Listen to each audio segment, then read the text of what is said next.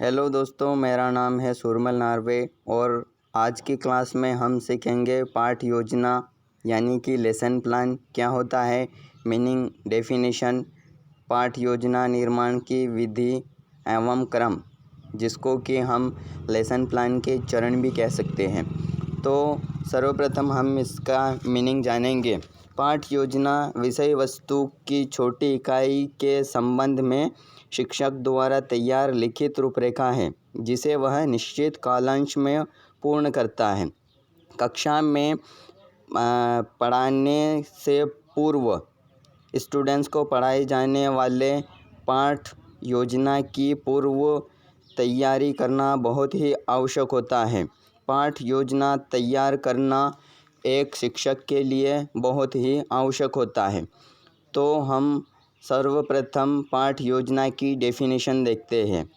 Simpson के अनुसार पाठ योजना में शिक्षक अपनी विशेष सामग्री और छात्र के बारे में जो कुछ भी जानता है उन बातों का प्रयोग सुव्यवस्थित ढंग से करता है।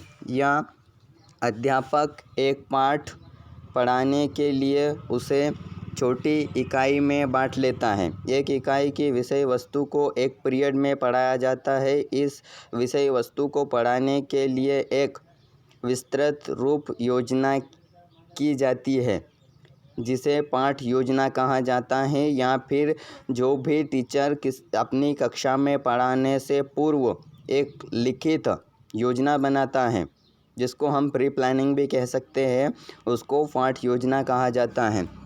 तो पाठ योजना की क्या आवश्यकता होती है? शिक्षक के लिए पाठ योजना निर्माण करना उतना ही आवश्यक है जितना एक इंजीनियर या अभियंता को भवन निर्माण के लिए मानचित्र या ब्लूप्रिंट का होना आवश्यक है। कक्षा में सफल एवं प्रभावी शिक्षण हेतु पाठ योजना अत्यंत आवश्यक है। शिक्षण की प्रक्रिया में पाठ योजना की आवश्यकता के निम्नलिखित कारण होते हैं। तो हम इन कारणों को एक एक करके जानते हैं और आप एक पेन और कॉफ़ी लेके इस वीडियो को वॉच करते हुए आप इन पॉइंट को आप नोट भी कर सकते हैं। पाठ योजना में विशिष्ट उद्देश्य लेखन कक्षा शिक्षण को दिशा प्रदान करते हैं। यह कक्षा को नियंत्रित एवं प्रेरणा प्रदान करता है, जिससे कि स्टूडेंट्स अपनी क्लास में ध्यान देकर स्टडी कर सकें एवं रुचि लेकर पढ़ सकें, जिससे बालकों को पूरा ज्ञान होता है, जिस पर आदमी शिक्षण आधारित होता है, जिससे छात्र नवीन ज्ञान का निर्माण करते हैं। चौथा है, किसी पाठ वस्तु के दैनिक शिक्षकों को सफलता एवं प्रभावी रूप प्रदान करने हेतु पाठ योजना सहायक होती है। अगला है, पाठ योजना विषय वस्तु का चंद्रमा अनुसार एवं व्यवस्थित होता है एवं प्रभावशाली संगठन होता है। इसका मतलब यह होता है कि पाठ योजना के द्वारा शिक्षक अपनी कक्षा और शिक्षण अधिगम प्रक्रिया को प्रभावी रूप से संचालित कर सकता है। पाठ योजना के माध्यम से शिक्षक अपने शैक्षिक लक्ष्यों एवं प्रक्रियाओं को नियंत्रित करते हुए उन लक्ष्यों को प्राप्त कर सकता है। चिंतन में क्रमबद्धता एवं विकास के लिए यह आवश्यक होता है। पाठ योजना के द्वारा हम बच्चों में चिंतन शक्ति का विकास कर सकते हैं एवं जो भी हम विकास करना चाहते बच्चों में वह विकास कर सकते हैं। यह अध्यापक के लिए एक प्रदर्शक एवं मित्र का कार्य करती है। पाठ योजना शिक्षकों को आवश्यकता अनुसार समय विभाजन एवं उसके प्रयोग के लिए अवसर प्रदान करती है। पाठ योजना के माध्यम से शिक्षक शिक्षण प्रक्रियाओं तथा जो भी सहायक सामग्री होती है उसकी जानकारी प्राप्त कर सकता है। तो स्टूडेंट्स, हमने अभी जाना पाठ योजना क्या होती है और इसकी आवश्यकता क्या होती है। अब हम जानते हैं कि पाठ योजना के क्या क्या उद्देश्य होते हैं।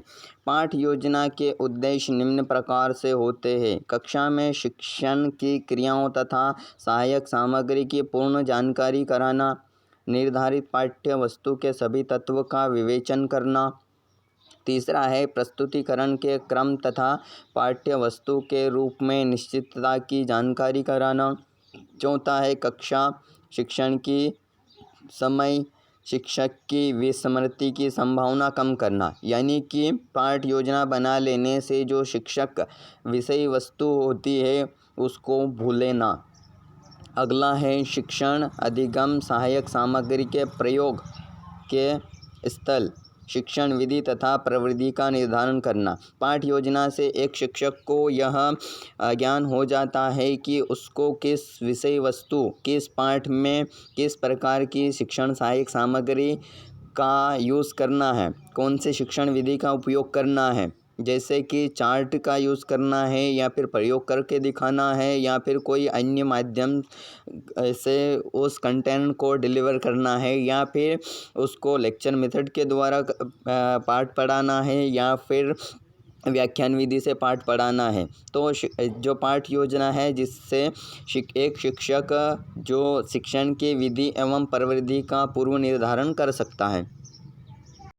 तो स्टूडेंट्स, हमने अभी पाठ योजना के उद्देश्य के बारे में जानकारी प्राप्त की। अब ये हम जानते हैं कि पाठ योजना की रूपरेखा स्ट्रक्चर ऑफ लेसन प्लान्स क्या होता है।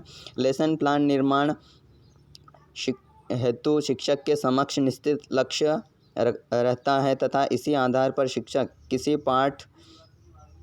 किसी कक्षा में पाठों को प्रस्तुत कर सकता है। पाठ योजना की रूपरेखा हर्बर्ट प्रणाली के आधार पर निम्न प्रकार से तैयार की जाती है। यहाँ जो लिखा है वो हर्पस लिखा है, लेकिन मैं क्षमा चाहूँगा, इसके लिए हम इसको हर्बर्ट लिख सकते हैं। और इस जो मैं पाठ योजना का जो स्ट्रक्चर पाठ योजना की रूपरेखा प्रस्तुत कर रहा हूँ वह हर्बर्ट की प्रणाली पर आधारित है, जिसे हर्बर्ट की पंचवटी या हर्बर्ट की पंच प्रणाली के नाम से भी जानी जाती है। तो इस पाठ योजना में सर्वप्रथम सामान्य सूचना सिंपल इन्फॉर्मेशन लिखी जाती है, जिसमें पढ़ाए जाने वाले पाठ का शीर्षक, कक्षा, समय अवधि, कालांश, विषय, प्रकरण, दिन, दिनांक आदि को शामिल किया जाता है। जिस विद्यालय में शिक्षण कार्य किया जाता है उसका नाम भी अनिवार्य रूप से इस पाठ योजना में सामान्य सूचना में लिखा जाता है। तो अगला चरण होता है सामान्य उद्देश्य का। लेखन प्रथम बिंदु के आधार पर सामान्य उद्देश्य को निर्धारित किया जाता है। भाषा, रसायन विज्ञान, गणित, हिंदी, सामाजिक अध्ययन विषय के सामान्य उद्देश्य भिन्न भिन्न होते हैं और अलग अलग विषय के जो सामान्य उद्देश्य होते हैं वह अलग अलग प्रकार से लिखे जाते हैं। और अगले वीडियो में मैं आपको बताऊंगा कि सामान्य उद्देश्य किस प्रकार से लिखे जाते हैं। तो पाठ योजना निर्माण का अगला चरण होता है विशिष्ट उद्देश्य। पाठ विषय को पढ़ाने में जिस उद्देश्य की प्राप्ति होती है वह लिखना चाहिए। विशिष्ट उद्देश्य सामान्य उद्देश्य पर आधारित होते हैं, परंतु उसमें यह डिफरेंस होता है कि जो विशिष्ट उद्देश्य होते हैं वह प्रकरण से संबंधित होते हैं और ये निम्न 4 प्रकार से हो सकते हैं। पहला है ज्ञानात्मक, दूसरा होता है बोधात्मक, तीसरा है प्रयोगात्मक और चौथा होता है कौशलात्मक। और पाठ योजना निर्माण का अगला चरण होता है सहायक सामग्री। पाठ पढ़ाने में जिस प्रकार की अधिगम सामग्री की आवश्यकता पड़ती है उसका उल्लेख इस चरण में किया जाता है, जैसे कि चौक, डस्टर, शामपट्ट, ग्लोब, चार्ट, मॉडल, या फिर अगर हम किसी कंप्यूटर के माध्यम से पढ़ाते हैं तो पीपीटी, पीडीएफ, या फिर यूँ कहें कि जो भी हम सहायक सामग्री यूज़ करते हैं उसका उल्लेख इस चरण में किया जाता है। और अगला पाठ योजना निर्माण का अगला चरण होता है पूर्व ज्ञान। इसमें बालकों को पास्ट से संबंधित जो ज्ञान पहले से ही है उसके आधार पर पाठ को प्रस्तुत करना है। पूर्व ज्ञान के आधार पर पाठ का आरंभ किया जाता है, क्योंकि हम सभी जानते हैं कि बालक जो भी सीखता है वह अपना पूर्व ज्ञान से ही पूर्व ज्ञान और नवीन ज्ञान दोनों को मिलाकर सीखता है। तो पिछली कक्षा या फिर पिछले पाठ में जो भी छात्र पढ़ चुका है उसको जोड़कर या फिर पिछली कक्षा में जो भी पढ़ा है उसका उल्लेख पूर्व ज्ञान वाले चरण में किया जाता है और उसको लिखा जाता है। जब मैं इसको लेसन प्लान पूरा पढ़ाऊँगा बताऊँगा तब इसको और अच्छे से समझेंगे। तो आइए हम आगे चलते हैं और पाठ योजना निर्माण के अगले चरण में प्रस्थान करते हैं जिसका नाम है प्रस्तावना। पूर्व ज्ञान के आधार पर शिक्षक प्रश्न या चार्ट के द्वारा पाठ को प्रस्तुत या प्रस्तावित करता है। प्रस्तावना का अंतिम प्रश्न समस्यात्मक होता है। हम जब भी किसी भी बच्चे को मोटिवेट करना चाहते हैं, किसी भी पाठ को पढ़ाने से पूर्व जो भी हम कोई प्रश्न पूछते हैं, कोई प्रयोग करके दिखाते हैं, कोई चार्ट दिखाते हैं, मॉडल दिखाते हैं, जिससे कि बच्चा जानने को इच्छुक हो जाए कि ये चीज़ होती क्या है। तो इस प्रकार जो भी हम बच्चों को मोटिवेट करते हैं वो प्रस्तावना के माध्यम से करते हैं। तो इसमें हम बच्चों के लिए प्रश्न पूछते हैं और ये प्रश्न 2, 4, 5, 6 जब तक बच्चा निरुत्तर नहीं हो जाता तब तक पूछते हैं और जो आखिरी प्रश्न होता है वह समस्यात्मक होता है। तो आइए हम आगे पाठ योजना के अगले चरण में चलते हैं जो कि है उद्देश्य कथन। जैसे ही हम बच्चों को प्रस्तावना देते हैं कोई भी समस्यात्मक प्रश्न देते हैं जो कि बच्चे को नहीं आता है, इसके बाद हम उद्देश्य कथन कहते हैं। पाठ में जिस उद्देश्य का वर्णन किया गया है उस उद्देश्य को लिखा जाना चाहिए। हम इसमें जो भी उद्देश्य पाठ योजना निर्माण के समय जो भी उद्देश्य लिखते हैं उसमें उद्देश्य कथन लिखते हैं। तो अगला चरण आता है पाठ योजना का, वह है प्रस्तुतिकरण। लेसन प्लान के इस भाग में छात्र के सम्मुख नवीन ज्ञान प्रस्तुत किया जाता है। इसके लिए प्रस्तुत 2 भाग में विभक्त कर दिया जाता है। एक भाग में अध्ययन की क्या स्थितियाँ हैं और दूसरे भाग में अध्ययन बिंदु यानी कि जिसको हम टीचिंग पॉइंट भी कहते हैं।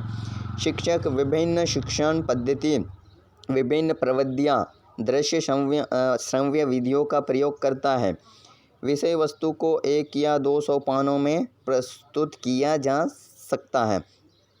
प्रस्तुतिकरण के पश्चात जो अगला चरण आता है वह होता है बोधात्मक प्रश्न या फिर हम इसको पुनरावृत्ति प्रश्न भी कहते हैं।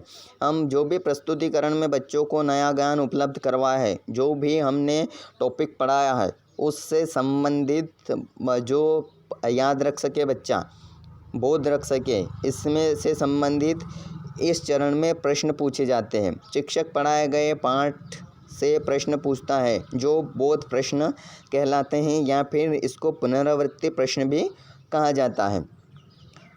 और पाठ योजना का अगला चरण रहता है शामपट्ट कार्य या शामपट्ट सारांश। शिक्षक द्वारा पढ़ाए गए प्रयोग आदि के आधार पर निष्कर्ष निकालता है। अध्यापक को ऐसा प्रयास करना चाहिए कि बालक स्वयं ही निष्कर्ष निकाले। जब छात्र शामपट्ट पर सारांश की नकल करते हैं तथा शिक्षक कक्षा निरीक्षण करता है और शामपट्ट कार्य को जो भी हम पढ़ाते हैं सिस्टमेटिक अलग अलग टीचिंग पॉइंट उसको शामपट्ट कार्य या फिर शामपट्ट सारांश कहते हैं।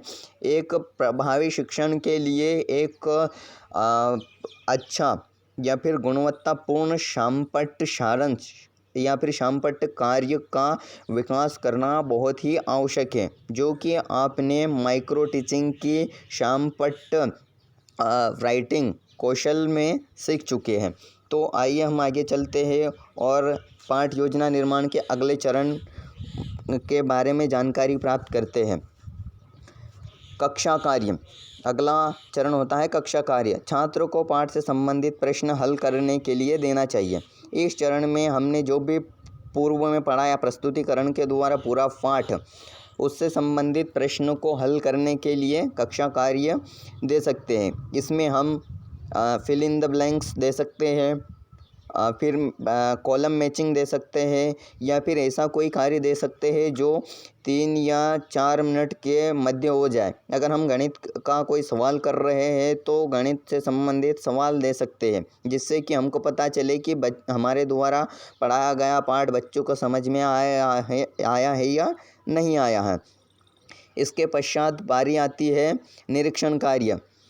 इसमें अध्यापक दिए गए कार्य का निरीक्षण करता है, मतलब कि जो भी हमने कक्षा कार्य दिया है उसको शिक्षक के द्वारा चेक किया जाता है और निरीक्षण किया जाता है।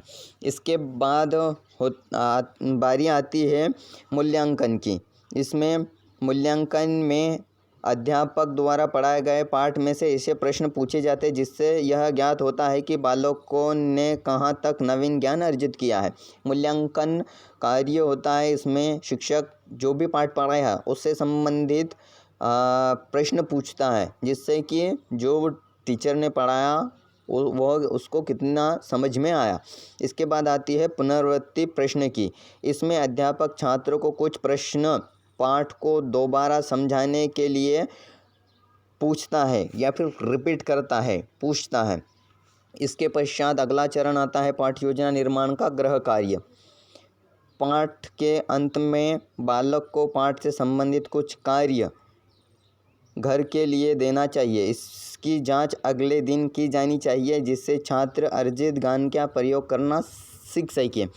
और ध्यान इस चरण में यह ध्यान रखना आवश्यक है कि जो भी गृह कार्य दिया जाए वह कम से कम 10 या 15 मिनट से ज़्यादा का नहीं होना चाहिए, क्योंकि सभी सब्जेक्ट और सभी विषय के अगर गृह कार्य आधे एक घंटे का दिया जाएगा तो ये बच्चों के लिए बहुत ही लंबा हो जाएगा और वह गृह कार्य पूरी तरह से नहीं कर पाएगा। तो बच्चों, आज हमने पाठ योजना की मीनिंग, डेफिनेशन, आवश्यकता, इसके क्या उद्देश्य होते हैं और पाठ योजना निर्माण के चरण के बारे में अध्ययन किया। और अगले वीडियो में हम जानेंगे कि एक पाठ योजना किस प्रकार से तैयार की जाती है। अगर यह वीडियो आपको अच्छा लगा तो लाइक कीजिए, शेयर कीजिए, और अगर कोई इस वीडियो से संबंधित अगर कोई क्वेश्चन हो तो वो आप मुझे कमेंट करके भी पूछ सकते हैं। धन्यवाद।